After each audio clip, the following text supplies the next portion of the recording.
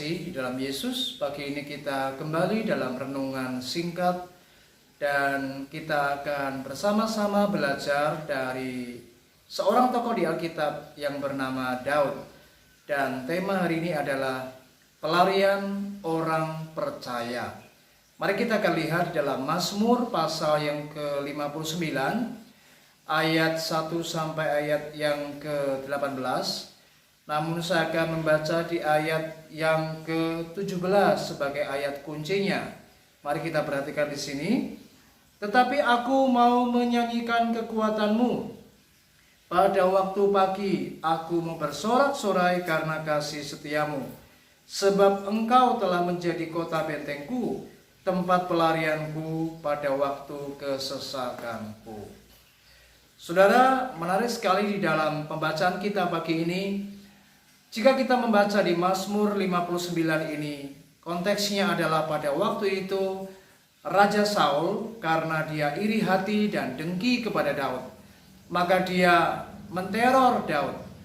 Raja Saul mengintimidasi Daud sehingga ia mengirim orang-orang utusan-utusannya untuk mengawasi rumah Daud, mengejar Daud untuk menghabisi nyawa Daud.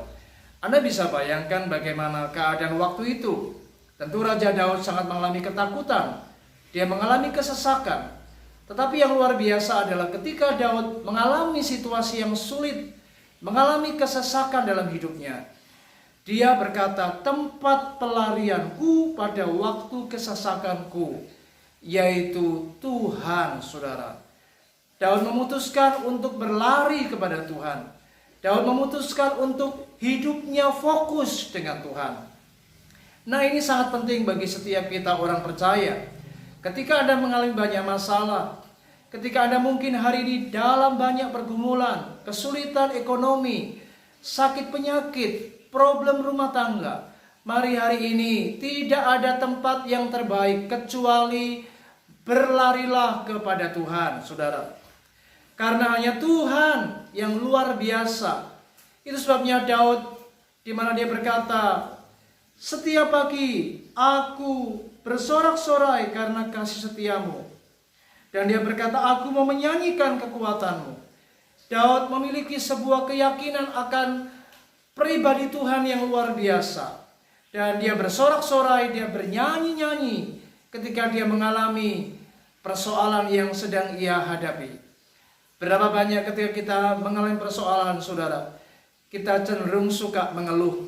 Kita cenderung untuk mengeluarkan kata-kata kutuk, mengeluarkan kata-kata yang sia-sia. Tapi mari hari ini ubah hidup kita. Memuji Tuhan, bersorak-sorai karena kekuatan Allah dan kasih setianya. Dan yang terutama adalah mari kita berseru kepada Tuhan. Nah, ini sangat penting. Mengapa Daud berlari kepada Tuhan, saudara? Ini yang menjadi pertanyaan penting buat kita untuk kita renungkan pagi hari ini. Alasan yang pertama adalah karena Tuhan itu tahu semua persoalan hidup kita. Kita akan lihat di ayat yang kelima. Ayat yang kelima dikatakan, aku tidak bersalah, merekalah yang lari dan bersiap-siap.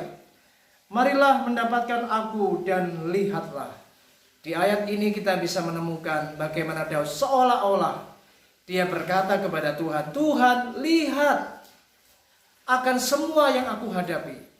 Dan yang menarik di dalam ayat ini ada sebuah kata yang dipakai di sana adalah kata bangun. Di dalam bahasa Ibrani-nya artinya seperti seseorang yang sedang dibangunkan untuk dia membuka matanya, saudara. Jadi bukan berarti ketika Daud berkata, bangunlah Tuhan, lihatlah perkaraku. Bukan berarti Tuhan tidak tahu apa yang dia alami. Tetapi ini sebuah seruan daripada Daud kepada Tuhan. Supaya Tuhan itu mendengar teriakannya. Dan dia percaya Tuhan mengetahui apa yang dia alami. Dan Daud ingin Tuhan benar-benar mengamati semua yang terjadi. Saudara, ini penting bagi setiap kita. Ada banyak kali kita di tengah pergumulan, kita sering lebih banyak menceritakan keluhan-keluhan kita kepada para hamba Tuhan, kepada teman-teman kita, sahabat kita. Bukan berarti itu keliru. Saya tidak berkata itu salah. Tetapi yang terutama mari belajar hari ini. Larilah kepada Tuhan yang terlebih dahulu. Sebab Ia tahu semua yang kita hadapi, saudara. Manusia terbatas. Manusia tidak mungkin bisa mengetahui secara detail perasaan kita, kondisi fisik kita, kondisi keuangan kita. Kita tidak mungkin bercerita, mungkin terlalu terbuka kepada mereka. Tetapi kalau kita curhat dengan Tuhan, Anda bisa bercerita apapun, semuanya kita bicarakan, kita utarakan kepada Tuhan. Nah, yang kedua, saudara, alasan kenapa Daud mencari Tuhan, tempat pelariannya hanya kepada Tuhan. Karena bukan saja Tuhan itu tahu semua persoalan hidup kita, tetapi yang kedua adalah karena Tuhan sanggup menyelesaikan persoalan hidup kita. Kita lihat ayat ke-6. Engkau Tuhan Allah semesta alam, adalah Allah Israel. Bangunlah untuk menghukum segala bangsa. Janganlah mengasihani mereka yang melakukan kejahatan dengan berkhianat. Selah. Saudara, di ayat yang ke-6 ini kita melihat bagaimana yang kedua Daud berkata, Engkau Tuhan Allah semesta alam adalah Allah Israel. Ini adalah sebuah deklarasi iman. Bagaimana Daud meyakini bahwa Allah Israel, Allah yang disembah oleh umat pilihan Tuhan, itu adalah Allah Elohim, saudara. Allah yang menciptakan langit dan bumi. Dan kata Elohim ini menunjukkan sebuah pribadi Tuhan yang maha kuasa.